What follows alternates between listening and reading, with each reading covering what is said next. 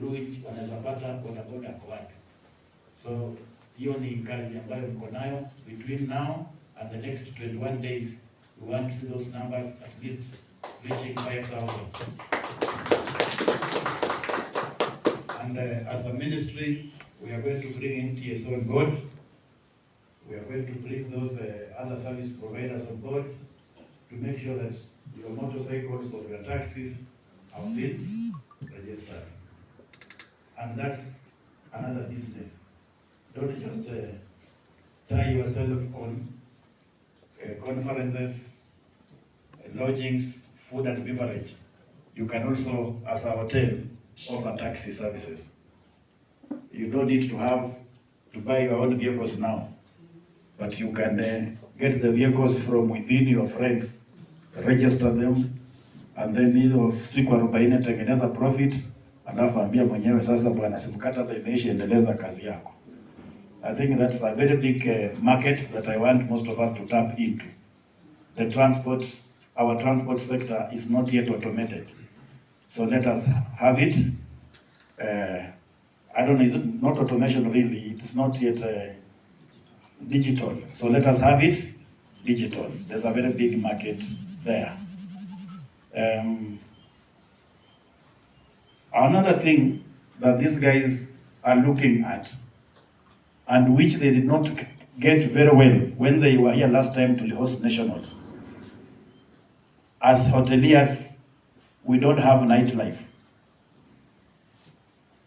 We don't have nightlife as hoteliers. And that was a big gap, and that's a gap that we must address. In this town, on Friday, live band utapata Tolo Branis, because I work in all these bars. I know what each and every hotel does, but you never go and check your CCTV. Ukiona mtu na kepi ya white ameweka mpaka hapa, huwa ni mimi. Checking out on what you do. We don't have nightlife, so can you start thinking of those bands? Right? Yeah. We cannot only have 1 or 2 bands. We do not have a very good rumba band playing in town. You need to look and take that market. Don't wait until that day. Anza na sisi tuzoee, wale wakikuja nauliza hii na Lingala wa iko wapi? Iko hotel X twende. So wacha sisi kwanza tuzoee, wale wakikuja we shall refer them. I mean the best hotel business is reference, right? Yeah. So we shall refer them. So that's another area that we're lacking. Our nightlife is not there. So we should be looking at how we create a nightlife. We actually do not have a proper nightclub. It's not there. So if you have a place, you can improve it to become a good nightclub. Other than Signature, but Signature with its own challenges, we are going to streamline it. Signature and Valu, they are close to each other. Then Symphony is on the other side of the town. And then Symphony is this side of the town. Then we have Vault, karibu na Stadium huko. We are going to work with you so that TRA gives you the standards that you require for the night life. So night life hakuna. Paka tuangalia our night life. Because these guys will work around. The national government is improving security. So security systems will be perfect. So we want people not to sleep.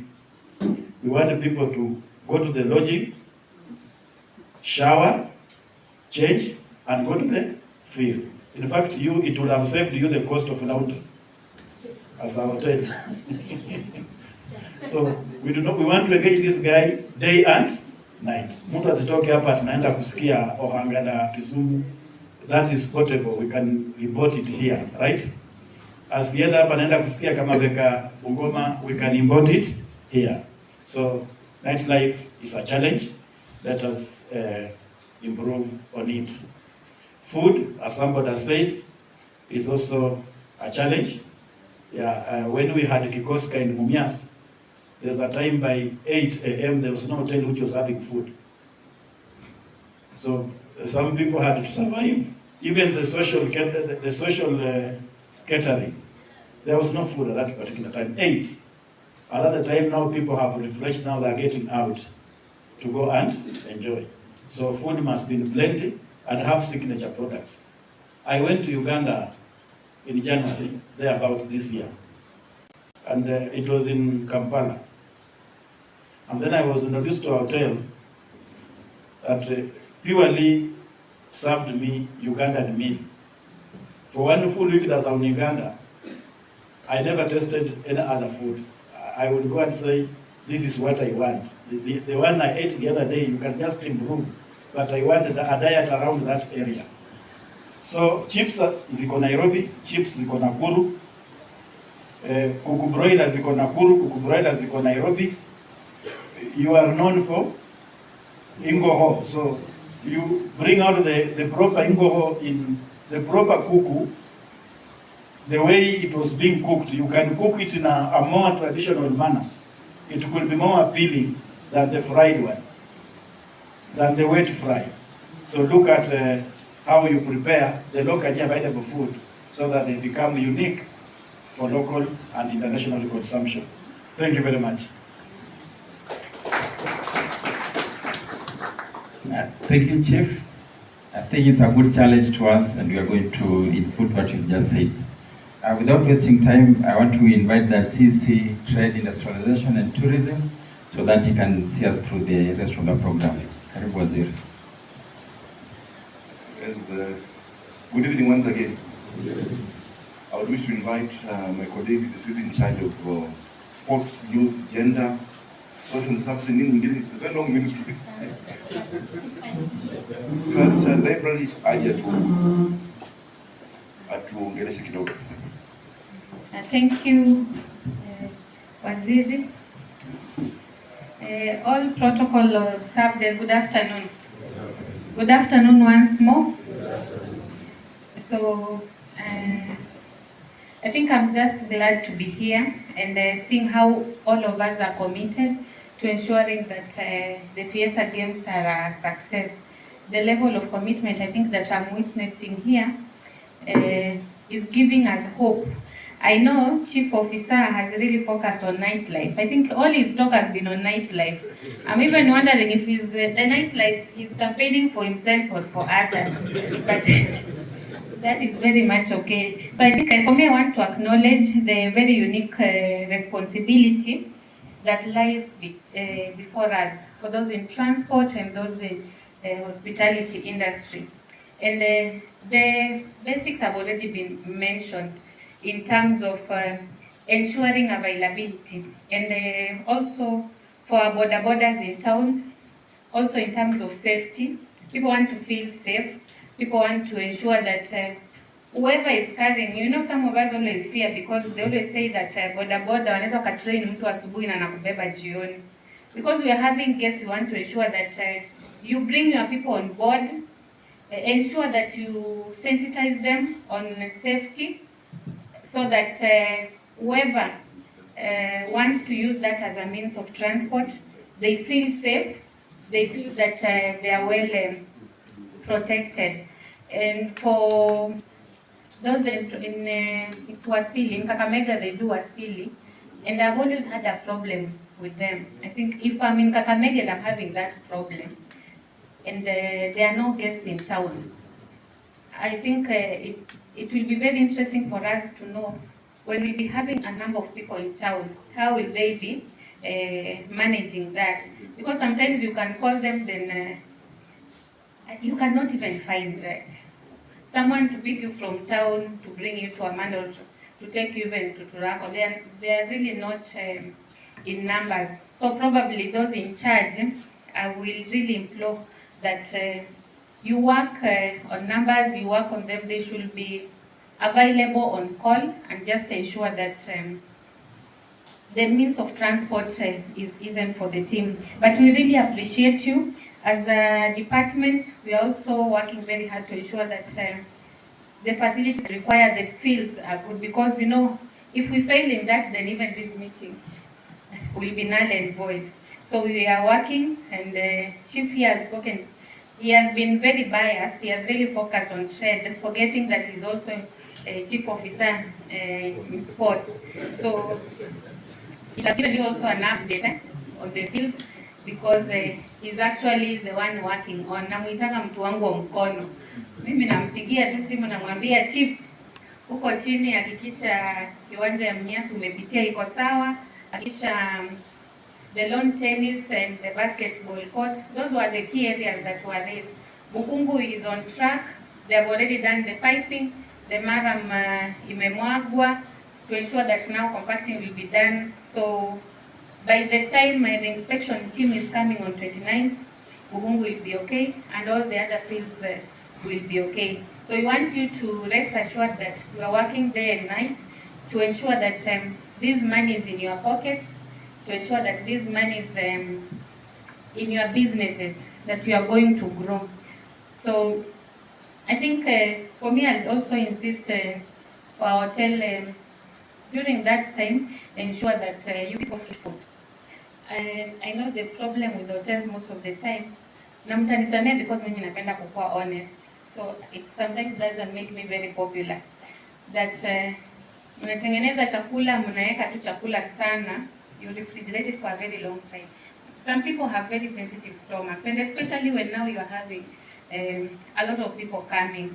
Please just ensure that these people get a touch of fresh food. And may not say names, but I think there's a time we had food somewhere and a number of people had issues with food poisoning. Hiyo hata nikiambiwa ni nani wa hiyo hoteli ninaweza nikamuongelesha kando nimwambie ilikuwa huko.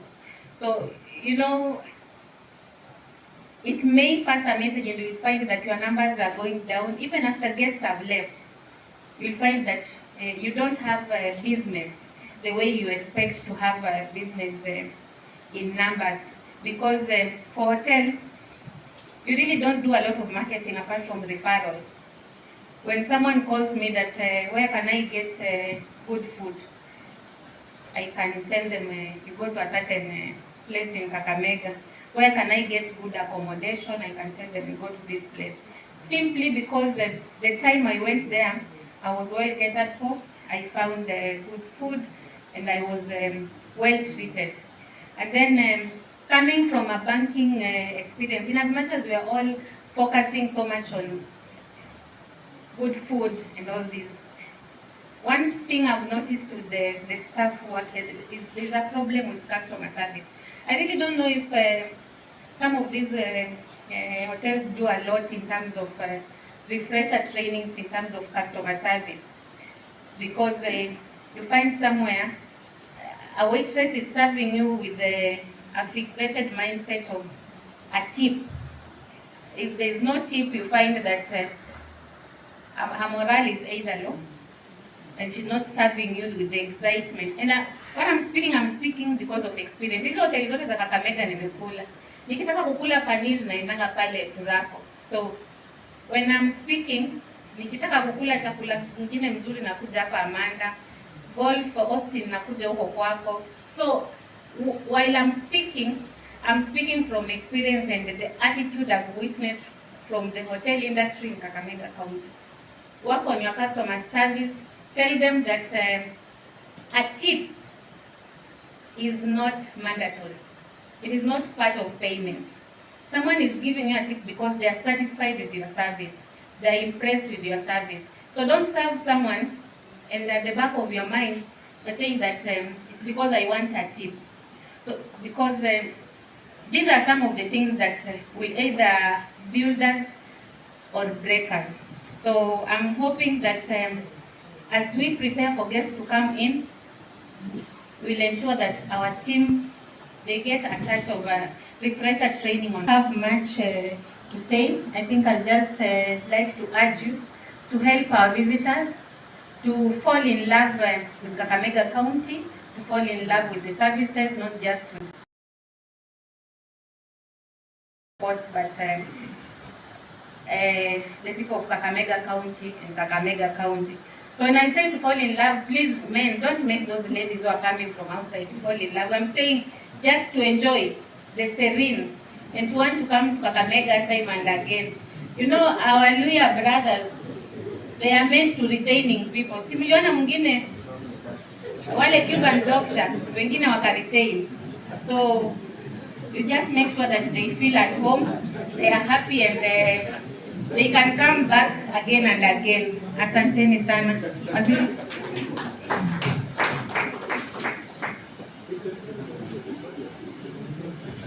Thank you once again.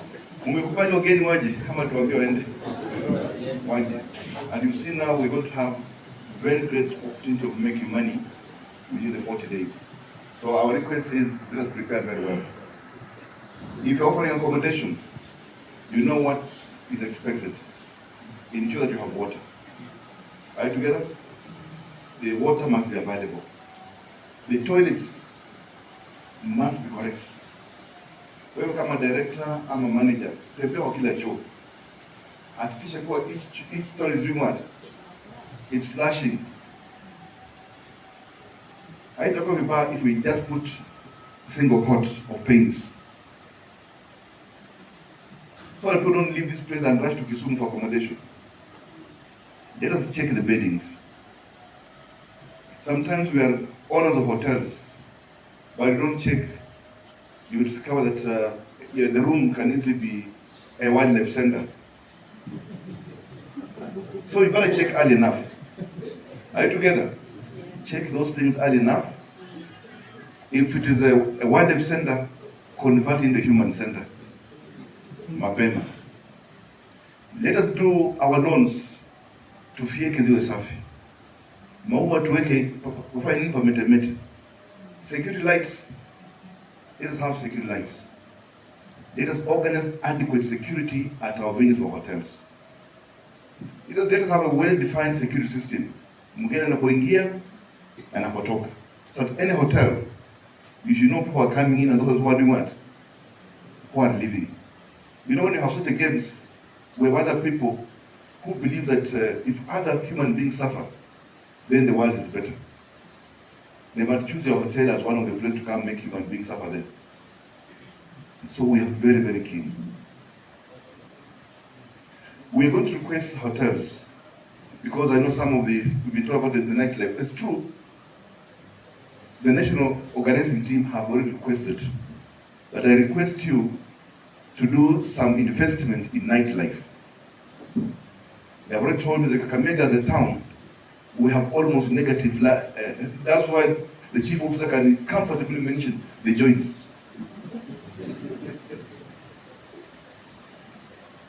So if it means even hiring a team from out to be with him for those 40 days, it will be very encouraging.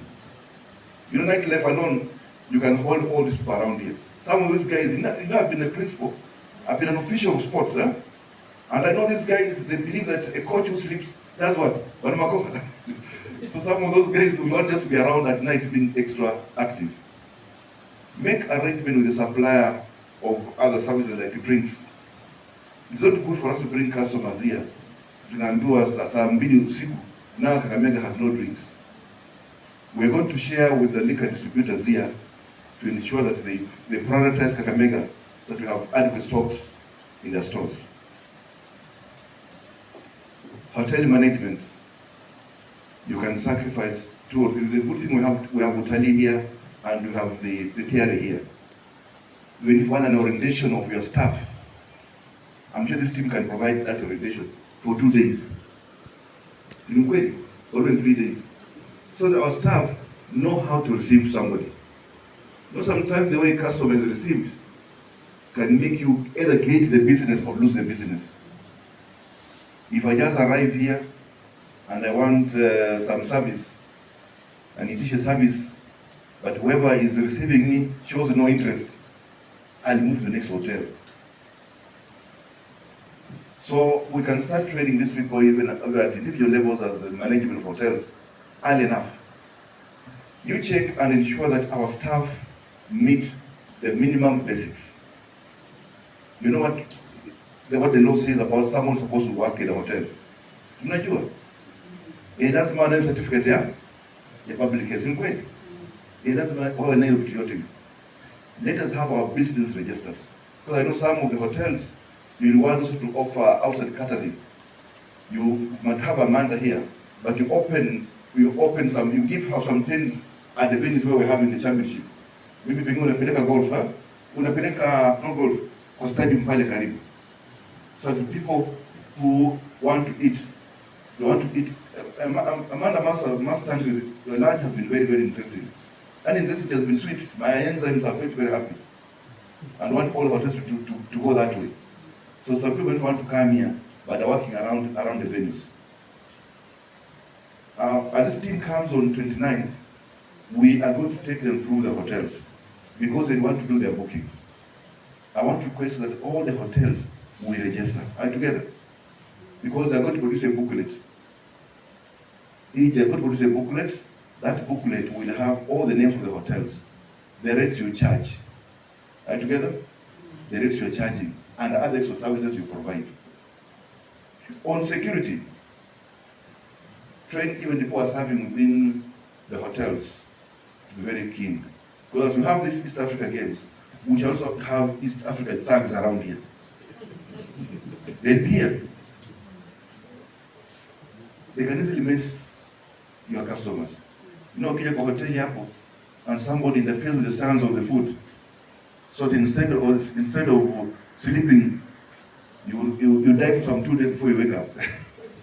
As other things happen. I know it happens when you have games.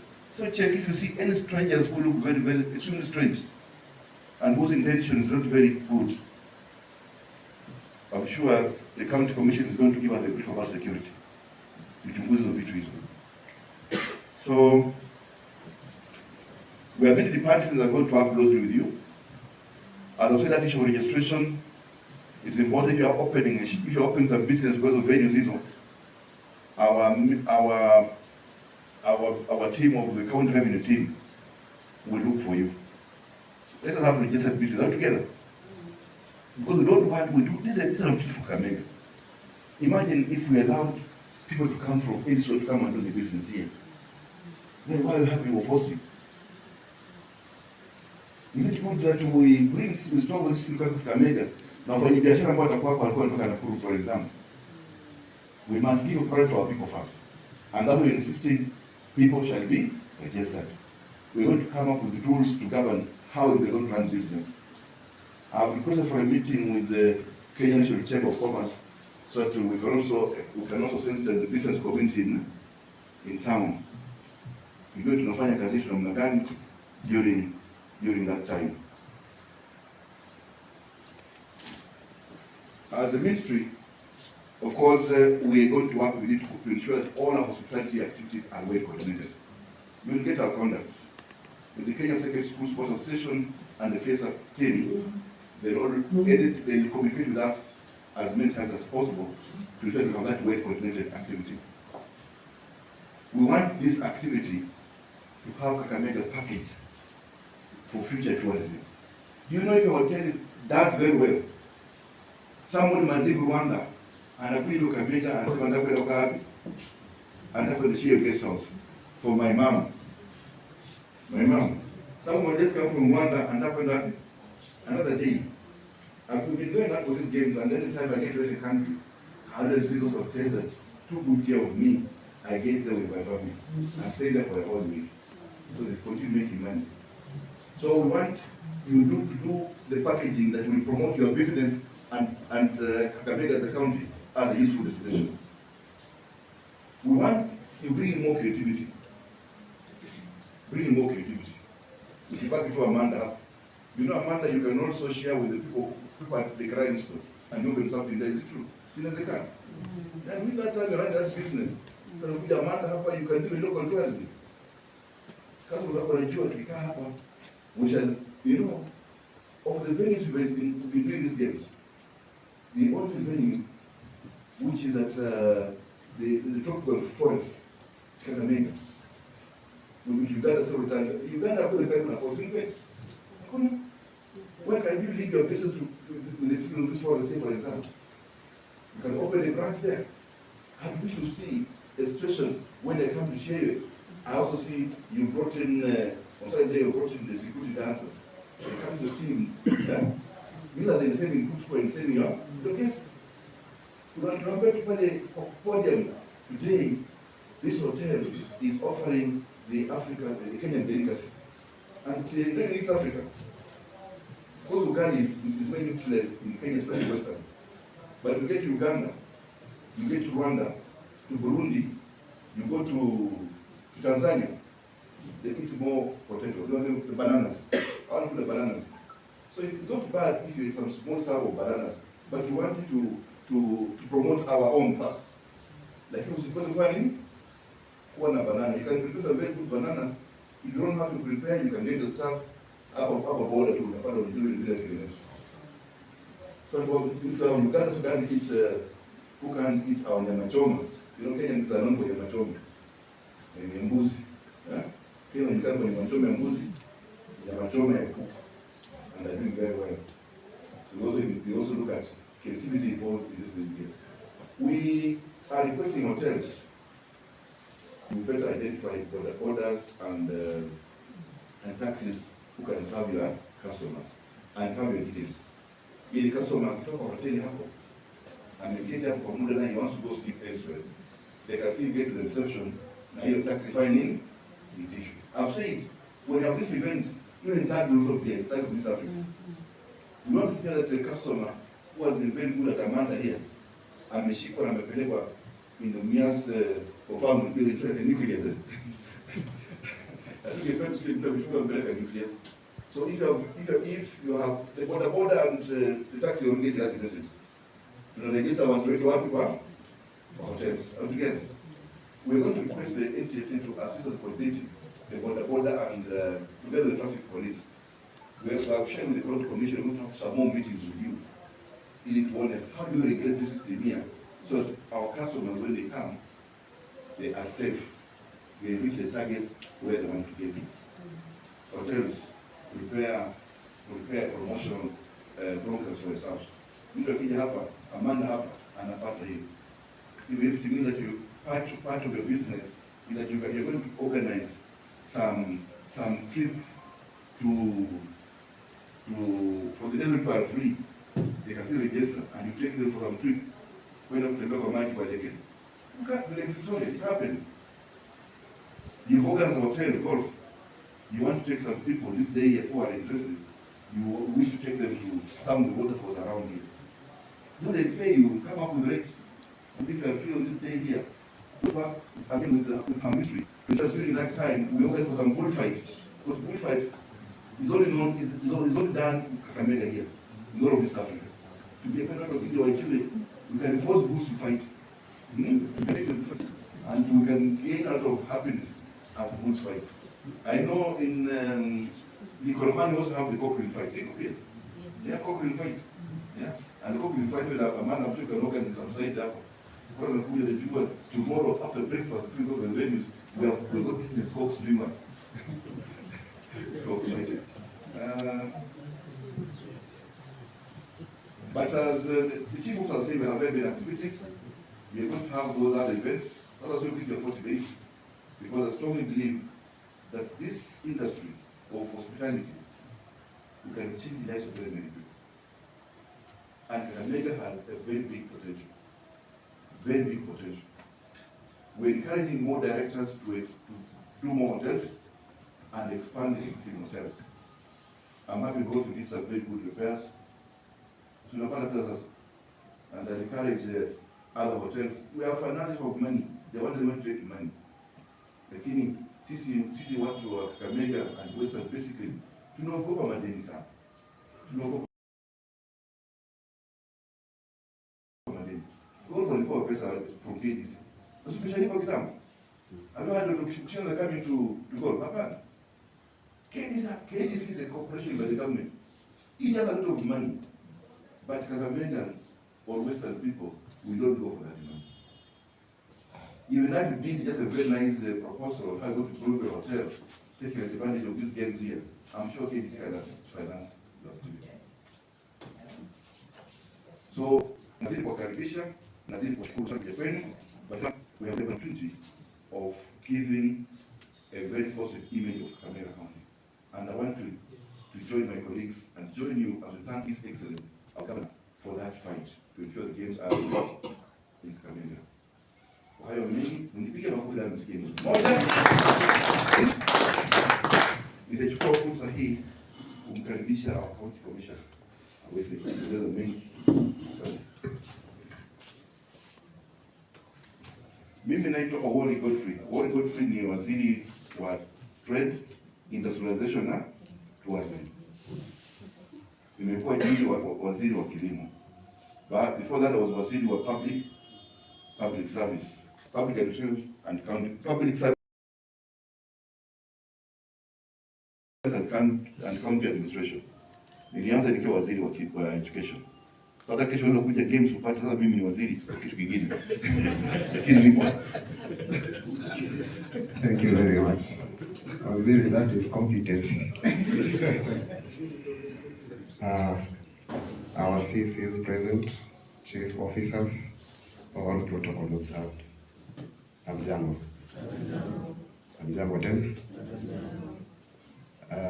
Geukia rafiki yako mwambie you are wonderfully made. Asante. Kwa majina naitwa Asimi Edwin. Asimi Edwin ni Assistant County Commissioner kwa ofisi ya County Commissioner Meru Mwangi Kakamega. I'm honored to be standing in front of you here today. It's a great pleasure. Najua wengi walikuwa wanaingia wakiangalia reserve huko, ukiona ka mtu tiny kidogo. Mimi ni mdogo lakini ofisi ndio kubwa. Asante. So I'll talk on matters security. This being our initial meeting for the preparation of the Feasssa Games, I don't wish to speak much.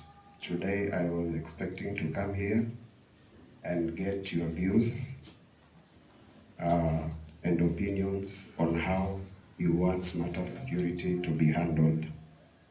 The county commission alinituma hapa akiniambia go collect views, kwa sababu hatujakaa tuanze kuongea on matter security.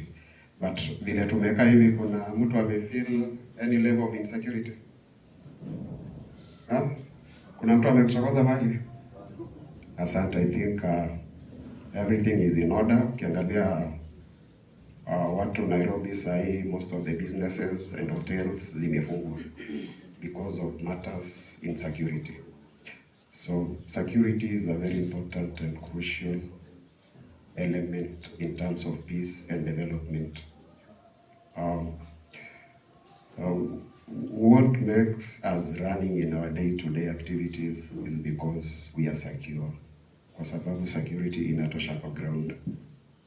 So today I'm here to collect your views and your opinions on matters to do with security. What do you think needs to be done in those few days that has not been done? What needs to be improved? Watu wetu wa bodaboda, sisemi ni wote, but we've been having a lot of challenges on matters in security.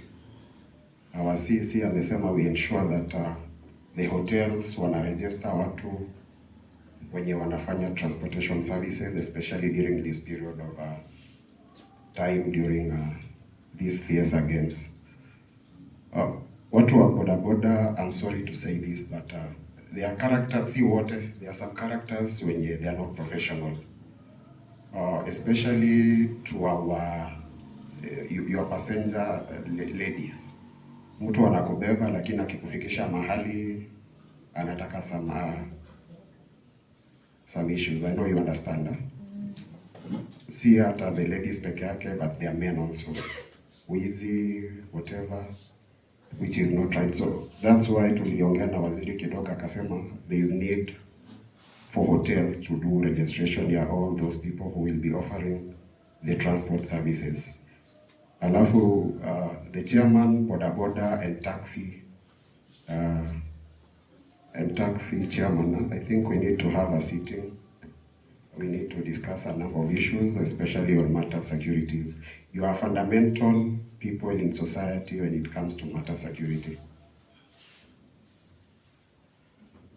you have a lot of information that will help us in ensuring that Kakamega County is secure and is safe.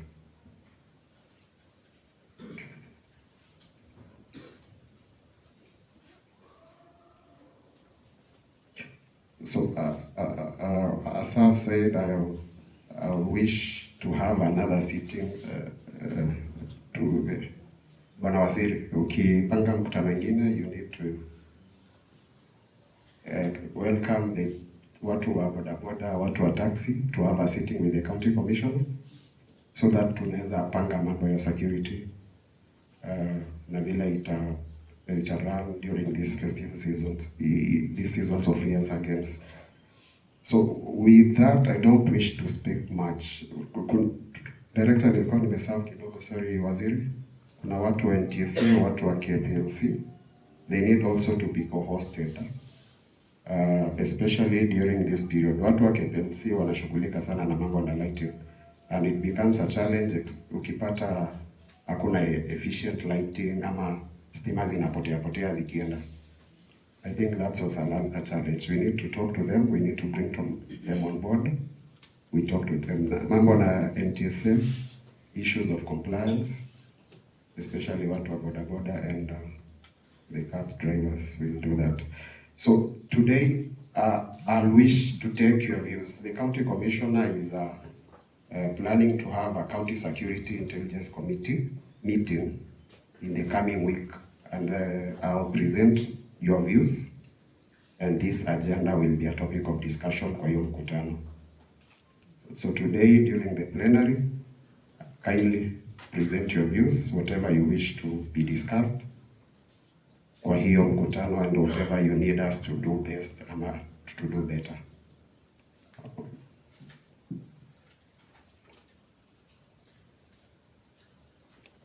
Asante. Issues of emergency preparedness and response, they need to be looked at. Issues of crowd control and hooliganism, I think that's where we come in handy. We'll work on that. The issues of flow of information, using the correct channels during that, itashughulikiwa. We'll have the right channel ya communication of information, especially in dealing with matter security. All in all, I wish you well.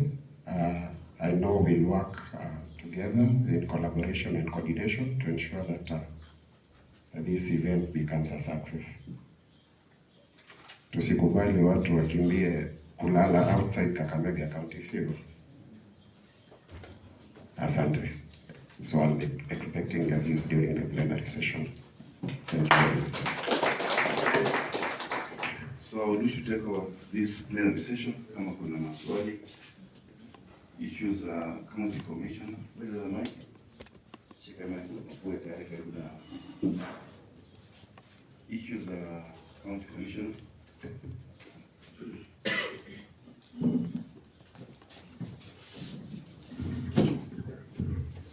Thank you very much. Not really issues, but to insist on the event. And we are also happy that the Kakamega business community is talking together in one voice. Kwa majina naitwa Nicky Tari. I'm the CEO Chamber of Commerce Kakamega, and we are happy to be part of this discussion. One, we appreciate Waziri. This is a very good initiative that is going to transform the events that are coming. We know very well that the county sports might be starting today or maybe tomorrow in Mumias. We expect that even that one we extend a hand in that, because there is a lot of population driving towards Mumias. On the same, I was to talk about KPLC. Thank you, County Representative Mr. Edwin, about reminding us on the same. But now, on the other hand, the hotel industry have had, sindio, tumeambiwa tufanye nini, tuangalie rooms, tuweke maji, tufanye all those services. We are going, the business community, I know very well these managers and CEOs that are here are equal to the task, and they are going to do everything possible to ensure that it is done. Now, on the other side of the government, now the county, that is now the moment when we have these guests. Is not the time to start running battles with the hawkers in town. It's not the time to start now following up a hotel, sijui Jalipa, Feasssa, sijui fire.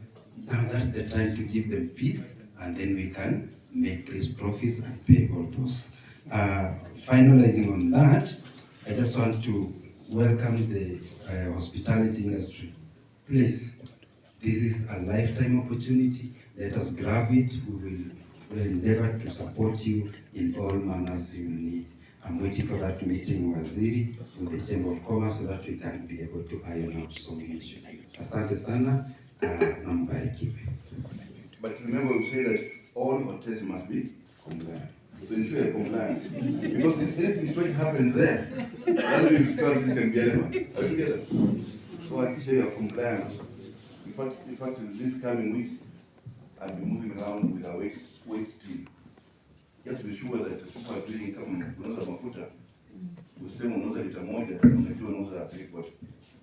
Ama unauza lita moja, kumbe wewe unapenda 1.2 liters instead. You're going to move around with that team. The public health team is supposed to be here. They are going to visit all hotels to ensure that they are suitable for to keep people there. Because we don't want human beings to come and live with the wildlife. We want human beings to come around. We don't want officers to come and complain. And that's what we have. We've called you hard enough to alert you that prepare well. Yeah, same even apply to schools which are going to accommodate the students. They're being given all the required conditions. And to see as the Ministry for Tourism, work with the ministry, you're going to be in charge even of those hotels in those areas. People are doing business in those areas. Even you are already thinking, how do we protect our hawkers? Very soon you'll be coming to meet with the hawkers, so that we protect them. Because I know when you have school games, you'll get to one of them and wanafunzi mihadarati. They don't be locals, they come from elsewhere. And they can come here and soil everything for us. So we shall also have a session with the teams of hawkers, so that we tell them what to tell their members. And so they can also do their business. It's not good, as I said, but I know people come from our neighborhood to come and do business here. But we wish that we ring fence for our Kakamega people first. Come up with extra space, then you can have somebody else to come in. Do you have any other question? Yes, golf. Thank you, Waziri. Good afternoon. Yeah, Waziri, I want to speak on behalf of hospitalities, because this is our chance to shine, and we thank everybody who brought this Feasssa sports to Kakamega. And mine is to talk to hospitality industry, because we might not have a time to meet. And you see, we have a lot on our table. The success of this sport depends on us. Mnasikia tu hoteli. And mine to add the Waziri is, you know, you have to take the ownership from the word go. And for us as hospitality to take the ownership of this sport, we need to be included in every communication. As a hospitality, we need to form our own committees, so that our committees will go around in every hotels that will be in the list, to ensure that it's as our standard. Because when we all shine, I think the business will come back. But when we fail, it will not. So the thing is, maybe hospitality, you sit down, come up with our committee, walk around, and also at the reservation. It happened during the AfriCity. When the AfriCity was in Kisumu, most of the clients came from Nairobi, which Kisumu didn't get much on AfriCity. And the same will happen to us. If our hospitality, we can't stand together and make sure that nothing will lose it out to Bungoma, Vihiga, because it's just 30 minutes. So I'm sure Even the travel agents are opening. Wanafungua macho, tunawajua. They will go and say, let's take this business to another place. They will negotiate and we will miss it out. The thing is, let's come up with our rates earlier. How many numbers? Because and we form that, I'm sure, because we are talking one language, we will have that uniformity in the service. So from this, maybe as the hospitality industry, with something that we need to sit, discuss. It's a month is a good revenue for us. I know the business is down, it's a challenging time. Let this opportunity not pass us. Thank you. She's thought of that issue yesterday. Your sessions was very useful because we may not have money to access each and every time. I would wish that if you have a small team of about 5 people and have some communication needs to reach the whole group, we can summon you briefly. We discuss and actually finding you may summon the beginning. It would have been very good if you pay down even a WhatsApp page for purpose of the games. Yeah. But in case any urgent communication, we end haraka. But that issue of you meeting and discussing the rates is very important. You discuss the rates as a team, so that you are agreeing. See, as a county, we're not going to dictate to you. Tunataka mpate pesa, but you can discuss and look at it. But don't prioritize to exploit our guests. Makoha will visit very many countries with you, and you'll agree. In those sites, for example, in Tanzania, that is very cheap. We've gone to Dar es Salaam for games. We've been Arusha here. We have so many activities at Mwanza, you cook, and the costs are very low and they provide quality. They provide quality services. Yeah. We've been to Rwanda several times in Rwanda. Been to Buye, towards the Kivu. Mzanzi and Kigali. Those have been our main venues in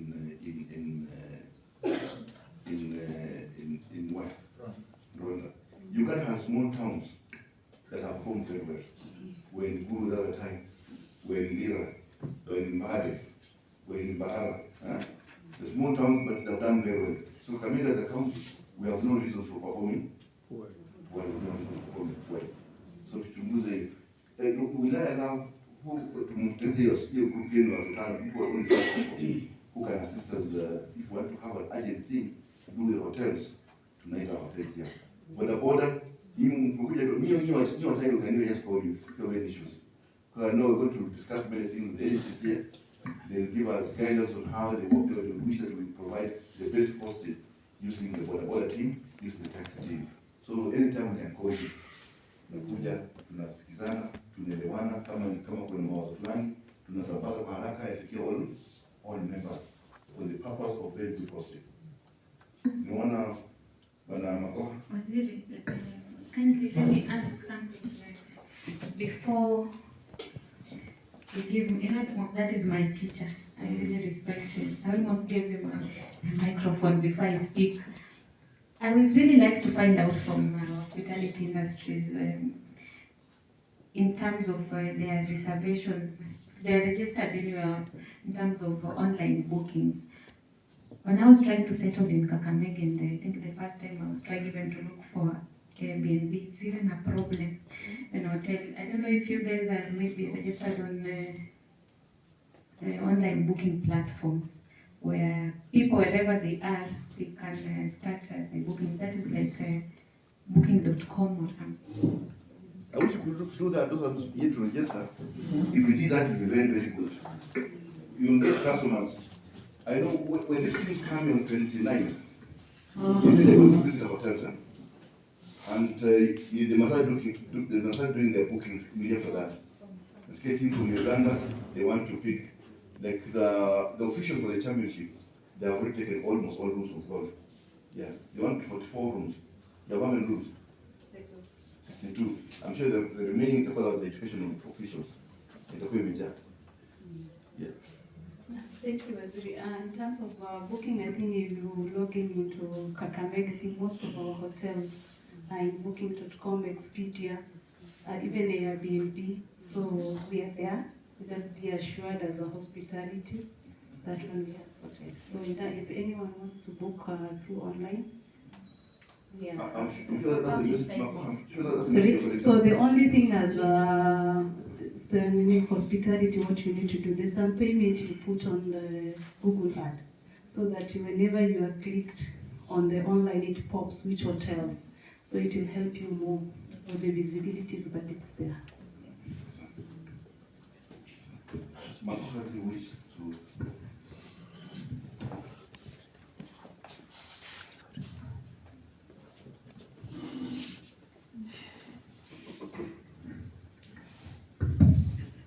Thank you, Waziri, and all that organized this session.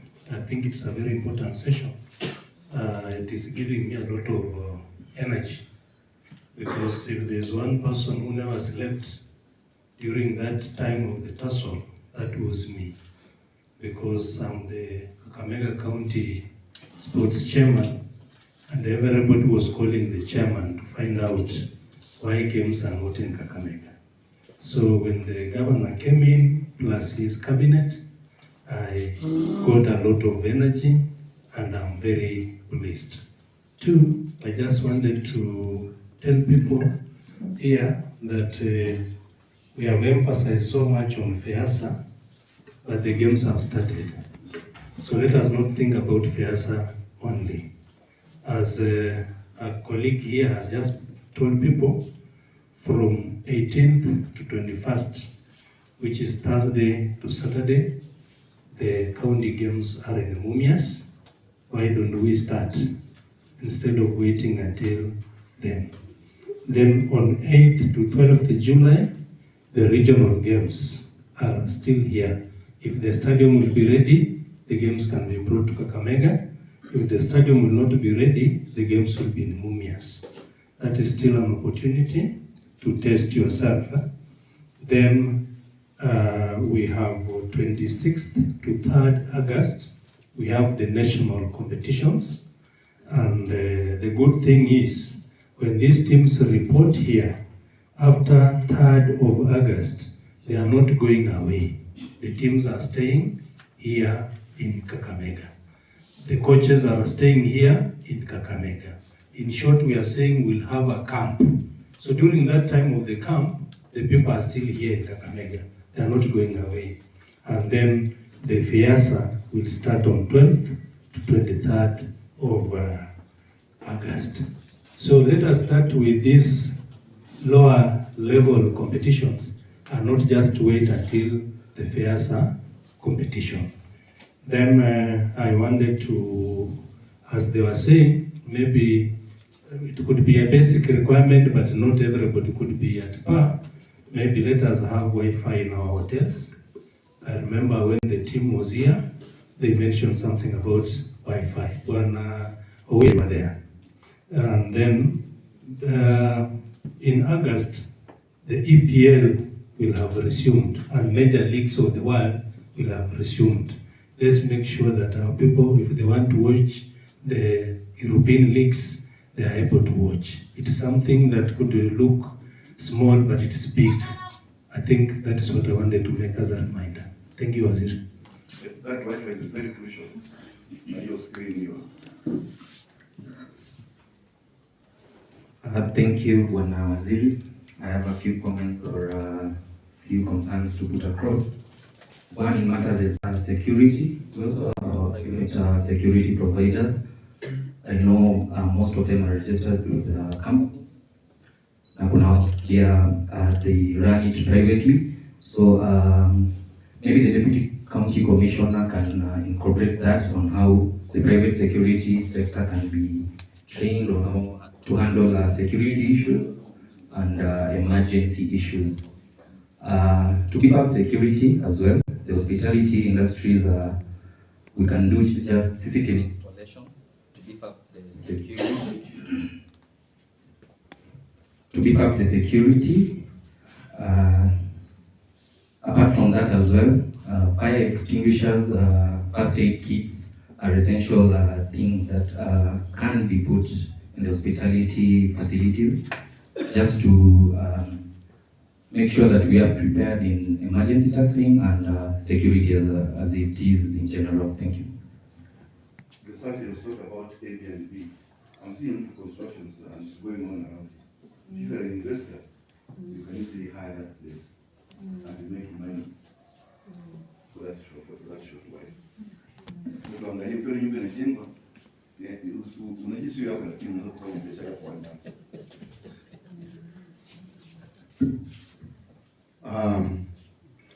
I'm Mr. Lusiki Vincent Baridi.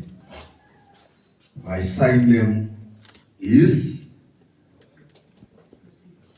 I'm a principal of SK Ematundu Boys National School for the Deaf, and I'm here for the purpose of speaking for especially the people living with disabilities. I'm sorry I came a bit late. I don't know if somebody mentioned them, but let us put in mind as we talk about the hospitality industry. Mr. Ward, thank you for thinking about this consultation meeting. I've already enjoyed the ambience of this hotel, and I want to thank them. I've even the original bits, but those sufurias where we do our thing, I've seen that just on the same level. If you ask me, we need to have people of different sizes, period. Two, people will come from far and wide. People of different categories. We shall have people who are visually impaired, the ones you normally refer to as the blind. We shall also have those who are hearing impaired, the one you know refer to as deaf, where I come from. And we shall also have the PH, the physically handicapped.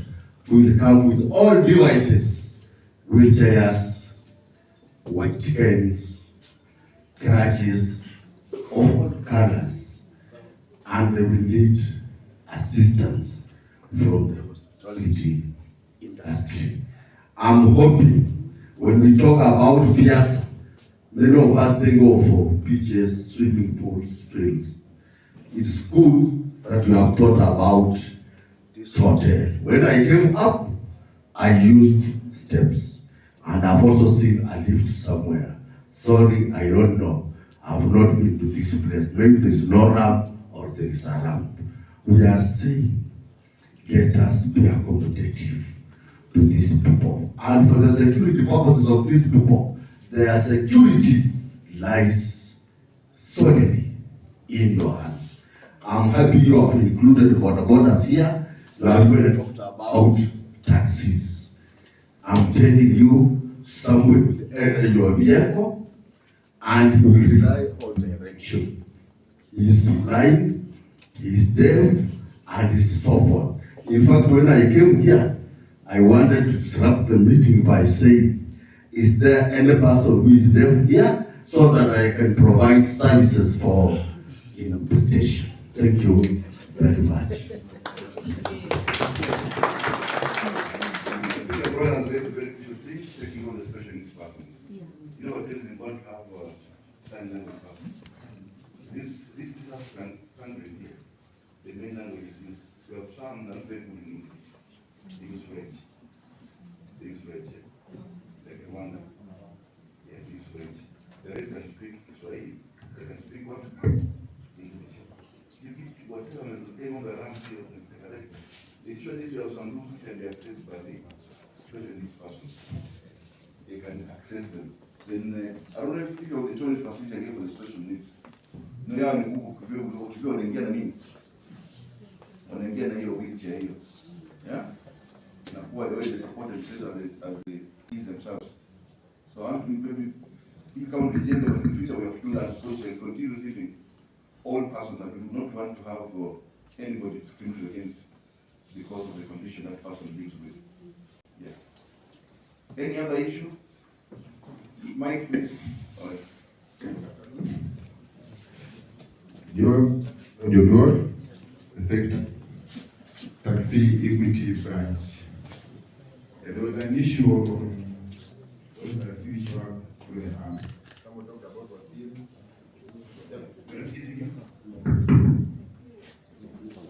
Okay.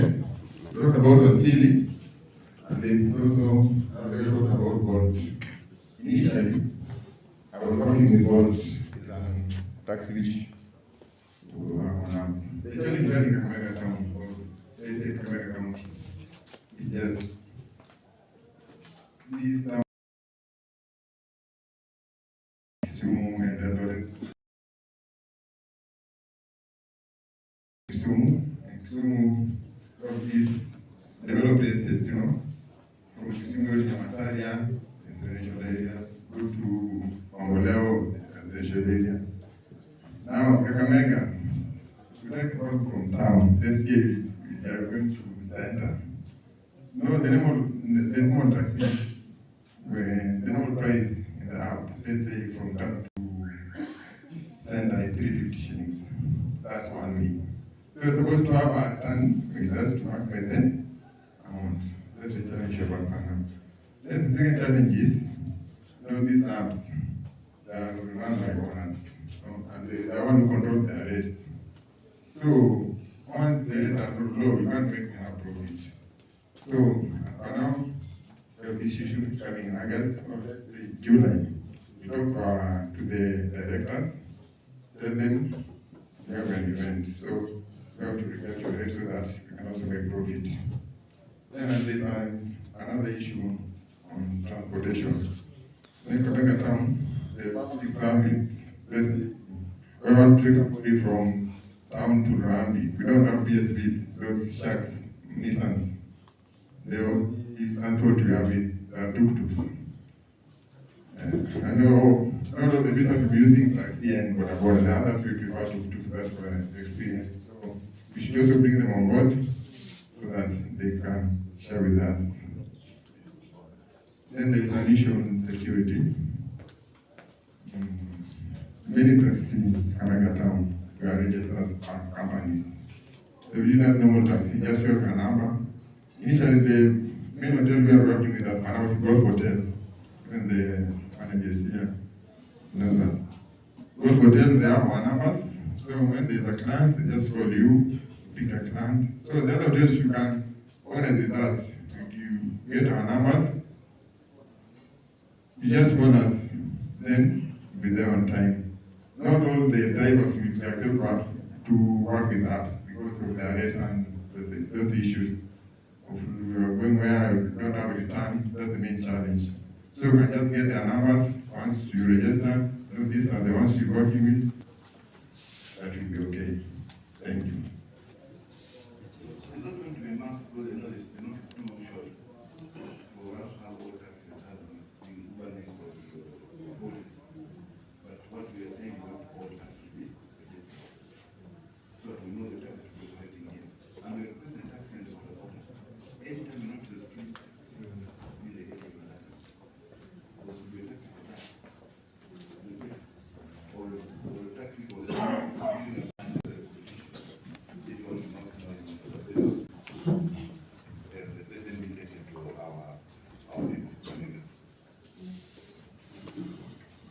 Okay, thank you. I wanted to bring to your attention the Court Commission. There is when you move along from Friends Hotel, there's this road that goes towards the Muslim cemetery. Around that place, there is a lot of business of Onika and marijuana going on. And it's causing really a concern around that place, because even the young, we even see students from high schools here in Kakamega, see them coming there during school, or they still buy marijuana. So I just want to bring that. The police normally come around, they just pass and then they go. The other day, we actually, the committee there went to see the commissioner. Affairs Committee that can be Somali. But you see now, when the police come back and they say, can you come and give us a statement, you want something? No, we have given you information, so it's you to see how you collect here. The other thing, the issue of writing statements and did you see that car? Can you remember, was it written in which police station? Those are the things that we don't want. Once we have given you information, please process it. Thank you. You say it's what? Can be. Thank you. And Commissioner, during our championship, they will not demonstrate. So it's important that you request early for more police officers to vote down. So we can have patrols in the evenings. There are no demonstrations in Canada. I've already seen that. God has told me to say that. So we have more police officers around. Okay, thank you. I think we need to make some of these things very clear, because I had somebody asking for a committee for hospitality. The RD has already made those committees. If you make any other committee, I think that one is yours. We have the chair in charge of hospitality is here. Anything hospitality people want to discuss, they will discuss under him. Secondly, we have a steering committee. This steering committee, the members is chaired by the regional commissioner. The members, we have the police commandant, we have the CS, education and sports, and the RDE. All of us will work under that steering committee. So anything you do it under the instruction of that steering committee. Because remember, this is an event of the Ministry of Education, and the Regional Director of Education is answerable to the Cabinet Secretary for the same. Sawa.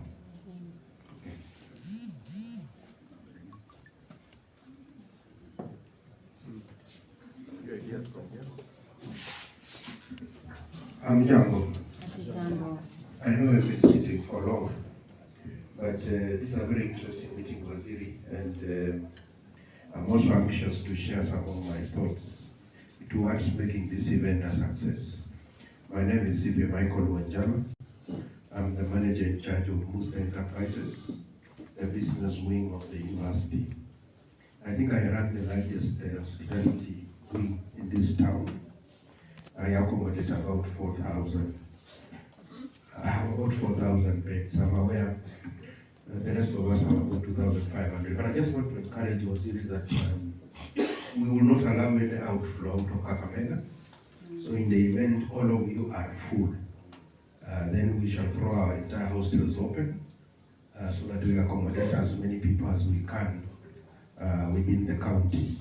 We will obviously also avail the other facilities at the university, you have fields, buses, ambulances, and anything that is required to support this journey, because we are also very grateful to the governor, FCPA, for making sure that this one is here for us to benefit. My ideas, some of our guests may need to change currency, so they may need to reach out either to our banks or to somebody who can provide that service. I've also proposed that, yes, we may need some information officers, so the county may see whether we can have people dressed as such in key areas within the town so that they can provide support if our guests want. Sometimes after we have gone out in the evening, we may forget the name of the hotel we were supposed to go back to. So if we have information officers, they can assist our guests in that regard. Obviously, for the hotel owners, it always helps to have those business cards so that when your guests are leaving in the evening, they carry it with them. It makes it easier. Sometimes even if you do a SIMU, chances are you still have the card. So if you get another volunteer, they can help you call back the hotel. That is an idea I think we can pick it up. Then, of course, we are assisting one another. If you do not have a backup generator, this is the time to invest in a few solar lights so that if Kenya Power can do what they normally do, then your facility does not go into total darkness. the regional commissioner, in terms of transport around town, this will be our special guests. So can they be given a priority in terms of how we manage our roundabouts and how we manage their flow and their transport? I have heard that we may be Mumias for long. Let us not be Mumias for long. Let us be Mumias for the first one, and then the second one. Even if our Bohungu is not ready, we can see whether the fields around Masinde University of Science and Technology can help bring the business as early as possible to Kakamega. Finally, in terms of technology, I know we have spoken about technology around transport, but I don't know. I think it's also possible for us to develop technology around hotels. It can just be a basic website that tells us golf is now full. So which others are available? Even if it doesn't have prices, but it has contacts that can help us. If that is a bit difficult, I think the Chamber of Commerce and those who are involved, we can just have an entire list with names and telephone contacts of the verified hotels in Kakamega. We can share that through WhatsApp so that our guests can be able to know if I miss Hotel A, I can call Hotel B, Hotel C, and the rest. Those will be my ideas, but just to encourage everybody else, let's do the best we can. Luckily for us, the games are coming when I'm off session. Our students are not back until the 2nd of September. So the entire facility is available to support this journey. Mwenyezi Mungu na wabariki. So I'm getting now fully convinced that nobody will go to Kisumu because most of them were there. And even the owners of the hostels, they can convert them into Airbnb. I know my mother, she is happy. Yeah, I'm happy. Mike, ndio pale nyuma. Sasa bado kwa mwingine because ningependa tumalize.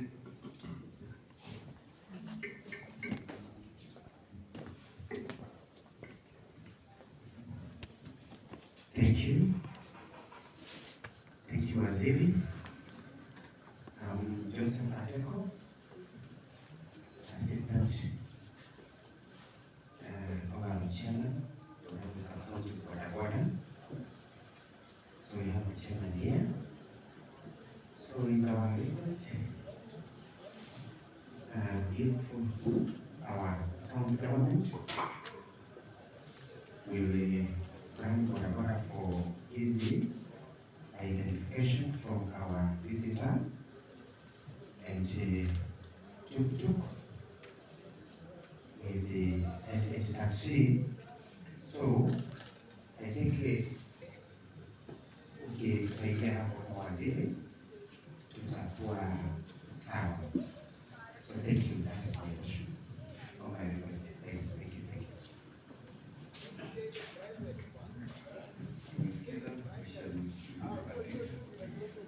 Okay, I'm Julius Togol, Auditor General for the border sector. I think, let me just say, I want to talk about the security. I think the county commissioner who has just mentioned something like the security of the area. We have seen some incidents happen, such as the Lurambi side. So I just urge the security sector just to hurry up. We meet and talk so that we can prevent unnecessary events that might take place in case of anything. The way somebody said that a safe place is where we have security. Isn't it so? So we should take that thing as a serious note. Thank you.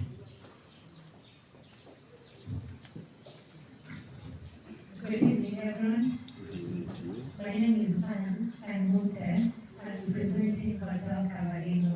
So I only have 2 points. Hello. Sorry. I have 2 points. One is would like to request the county commissioner if they can be able to give security to the hotels that will be accommodating the guests. And then the second one would be if it would be possible for hotels to deal directly with the committee that has the accredited hotels so that we avoid the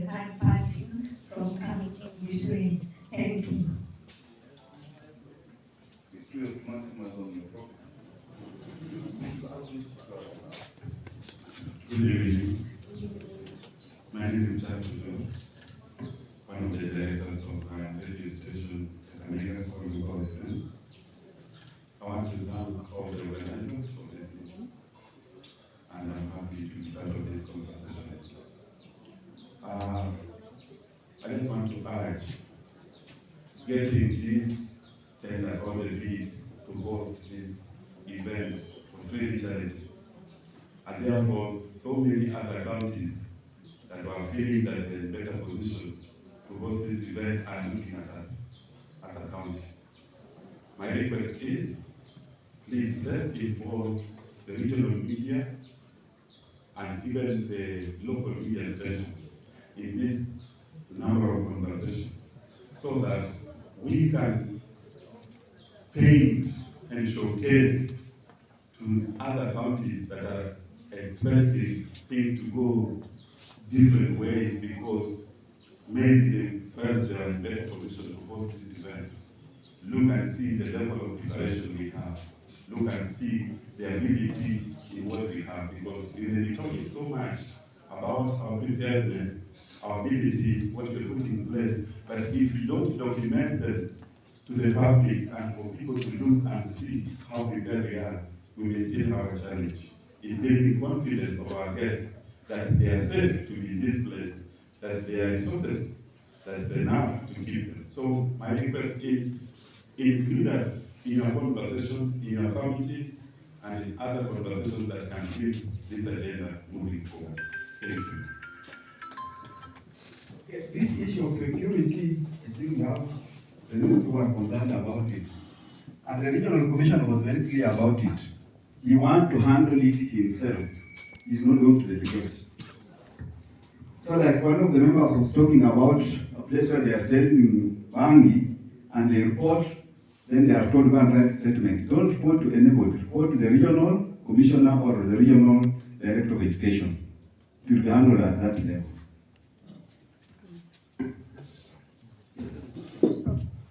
Okay, good evening. Yeah, my name is Usla Bahati, the director for KK Homestay. I think I must say I'm so delighted with this meeting because we can only achieve if we coordinate better. And I'm glad from the presentations here, I think the only people who are really formal, we can say we can talk to each other is the hospitality. I request we have another meeting whereby there are various clusters that have come up here. We have the taxis, we have the border, we have the security, we need the medical team to also be part of us. So that in our specific smaller committees, we go and clean our house. And then when we have the bigger meeting, we share because we have to speak.